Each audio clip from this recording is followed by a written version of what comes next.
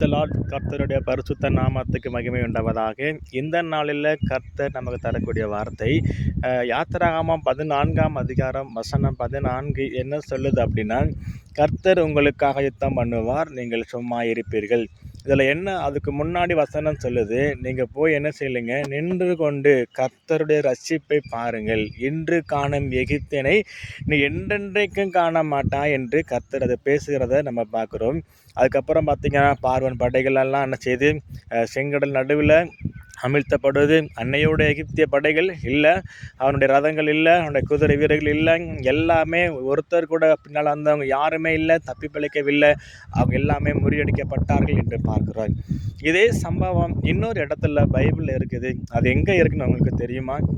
2 நாளாகமம் புத்தகம் அதிகாரம் 20 நீங்கள் வாசித்து நீங்கள் பார்த்தீங்க அப்படின்னா, அதில் யோசாபாத் மன்னனுக்கு விரோதமாக 3 படைகள் எழும்பி வர்றாங்க. அது என்னென்ன படைகள் அப்படின்னு கேட்டிங்கன்னா, அம்மோனிய படைகள், மோவாபிய படைகள், சேயீர் மலை தேசத்தார். இந்த 3 படைகளும் பார்த்திங்கன்னா பயங்கரமாக எழும்பி வர்றாங்க, பயங்கரமான கூட்டம். அப்போ பார்த்திங்கன்னா யோசாபாத் மன்னன் பக்கத்தில் நிறைய பேர் கிடையாது, படைகள் யாருமே இல்லை, அவருக்கு ஆதரவாக யாருமே கிடையாது. ஸோ அப்படி இருக்கிற சமயத்தில் பார்த்திங்கன்னா யோசாபாத் மன்னன் பயந்து போய் பெரிய பெரிய நாடுகளை நோக்கி என்கிட்ட வாங்க, என் கூட சேர்ந்து யுத்தம் பண்ணுங்க, வல்லரசான நாடுகளை பார்த்து என் கூட யுத்தம் பண்ண வாங்க, பலவான்களை பார்த்து என் கூட யுத்தம் பண்ண வாங்க என்று அவர் கேட்கவே இல்லை. என்ன பண்ணார் உங்களுக்கு தெரியுமா? அவர் தேவ சமூகத்தை நாடினார். உடனே போய் தேவ சமூகத்தில் இப்போ உட்கார்ந்தாரு. அது மட்டுமல்ல, யூதா தேசம் எங்கும் எல்லாம் என்ன பண்ணார் அப்படின்னா, எல்லா ஜனங்களையும், ஸ்திரீகள், குழந்தைகள், குமாரர்கள் எல்லாரையும் வர வச்சு உபவாசத்தை அறிவித்தார். எல்லாரும் உபவாசம் இருந்தாங்க, தேசம் முழுவதும் தேவ சமூகத்தில் உபவாசம் இருந்தாங்க, ஒரு இடத்துல கூடி வந்தாங்க. அப்படி கூடி வர்ற சமயத்தில் நல்லா அவங்க ஜெபம் பண்ணுறாங்க. மூதாதையர் காலத்தில் ஆண்டவர் செய்த அற்புதங்கள் எல்லாவற்றையும் சொல்லி அவங்க ஜெபம் பண்ணி கொண்டு இருக்கிறாங்க. அப்படி ஜெபம் பண்ணி கொண்டு இருக்கிற சமயத்தில் சபையின் மத்தியில் இருந்து யாகேஷியல் என்னும் லேவியன் மூலமாக கர்த்தர் தீர்க்க தரிசனமாக ஆண்டவர் நிறைய விஷயங்களில் பேசுகிறார். அப்படி என்ன அவர் பேசுகிறார் பார்த்திங்க அப்படின்னா, அதே புத்தகத்தில் 2 நாளாகமம் அதிகாரம் 20:15 பின்பகுதியில் நீங்கள் வாசித்து பார்க்குற பொழுது, இந்த யுத்தத்தை செய்கிறது நீங்கள் அல்ல, கர்த்தர் தான் இந்த யுத்தத்தை செய்ய போகிறாரு. என்ன அப்படின்னா, அந்த யுத்தத்தை செய்யும்படியாக கர்த்தர் இருக்கிறாரு. அதுக்கப்புறம் வசனம் 17 நீங்கள் பாருங்கள், அதில் முக்கியமான காரியம் நம்ம அங்கே பார்த்தோம். யாத்திராகமத்தில் நீங்கள் என்ன செய்யுங்க, நின்று கொண்டு கர்த்தருடைய ரட்சிப்பை பாருங்கள். இங்கே பார்த்தீங்கன்னா, நீங்கள் தரித்து நின்று கர்த்தருடைய ரட்சிப்பை பாருங்கள். அப்படி பார்க்கும் பொழுதுங்க, அது மாத்திரமல்ல, அவங்க என்ன செய்கிறாங்க அப்படின்னா, அதுக்கப்புறம் வசனம் 20 ஆண்டவர் பேசுகிறாரு. என்ன பேசுகிறார் அப்படின்னா, அந்த கர்த்தரை நம்புங்கள், அப்பொழுது நீங்கள் நிலைப்படுவீர்கள், அவருடைய தீர்க்க தரிசிகளை நம்புங்கள், அப்பொழுது வெற்றி பெறுவீர்கள் என்று தெளிவாக அந்த இடத்துல கர்த்தருடைய வார்த்தையை பேசுகிறார்.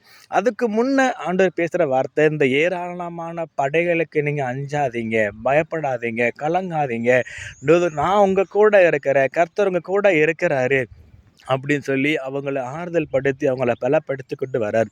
ஸோ அதுக்கப்புறம் என்ன பண்ணுறாங்க அப்படின்னா, யோசாபாத் மன்னன் எல்லாருமே கூடி ஆலோசனை பண்ணி தேவ சமூகத்தில் தேவ மகத்துவத்தை துதிக்கும்படியாக, ஆராதிக்கும்படியாக, இதோ கர்த்தருடைய மகத்துவத்தை பாடி துதிக்க, நல்ல மெயினான ஒரு காரியம், அவரை துதிக்கும்படியாக, அவருடைய மகத்துவத்தை துதிக்க துதிக்க துதிக்க கர்த்தர் நமக்கு விரோதமாக இருக்கிற எல்லா விதமான தீமைகள், பலவீனங்கள், உபத்திரவங்கள், பாடுகள் எல்லாம் விலகி போகும். அந்த இடத்துல யோசாபாத் மன்னன் பார்த்திங்கன்னா பாடகர்களை ஏற்படுத்தினான் என்று பார்க்கிறோம்.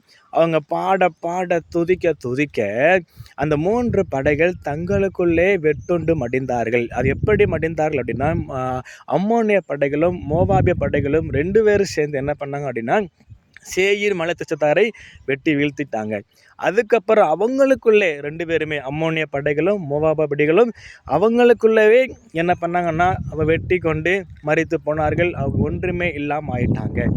இன்றைக்கி அந்த வேத வாசனம் நமக்கு என்ன சொல்லுது அப்படின்னா, நமக்கு விரோதமாக எப்பேற்பட்ட உபத்திரவங்கள், பாடுகள் நம்மை அழிக்கும்படியாக எப்பேற்பட்ட கூட்டம் கூடினாலும் கூட இவை இல்லாமல் ஆயிரணும், அப்படின்னு சொல்லி நமக்கு விரோதமாக மனிதர்கள் எழும்பினாலும் கூட நீங்கள் பயப்படாதீங்க. கர்த்தர் உங்கள் கூட இருக்கிறாரு. இந்த வேத வசனம் எல்லாம் சத்தியமாக இருக்கிறபடினால நீங்கள் என்ன செய்யணும், இங்கே தரித்து நின்று தேவ சமூகத்தில் அவருடைய நாமத்தை மகிமைப்படுத்தி அவர் நாமத்தை துதித்து பாடி ஆராதிங்க. ஒரு பிரச்சனை வந்தோடனே இந்த பிரச்சனை எப்படிடா நம்ம சால்வ் பண்ணோம்னு சொல்லி பெரிய பெரிய மனசுங்களை நோக்கி ஓடாதீங்க. தயவாக சொல்கிறேன், எந்த மனுஷனும் அவங்களுக்கு தீர்வை கொடுக்க முடியாது, எந்த மனுஷனும் அவங்களுக்கு உதவி செய்ய முடியாது, எந்த மனுஷனும் அவங்களை விடுவிக்க முடியாது. ஆனால் விடுவிக்கிறவர் ஒருத்தர் தான், அவர் தான் ஆண்டவராக இயேசு கிறிஸ்து. அவரை நோக்கி பாருங்கள். எவ்வளோ உபத்திரவங்கள், பாடுகள், பிரச்சனைகள், நிந்தனைகள் வந்தாலும் கூட அவர் உங்கள் கூடவே இருப்பார். ஏன்னா இந்த யுத்தத்தை செய்கிறது நீங்கள் அல்ல, கர்த்தர் இந்த யுத்தத்தை அவர் செய்து முடிப்பார். உங்களுக்காக யாவத்தையும் செய்து முடிக்க கர்த்தர் நம்மோடு கூடவே இருந்து நம்மை பலப்படுத்தி, நம்மை ஸ்திரப்படுத்தி, நம்மை வழி நடத்துவார். Amen. Praise the Lord. God bless you.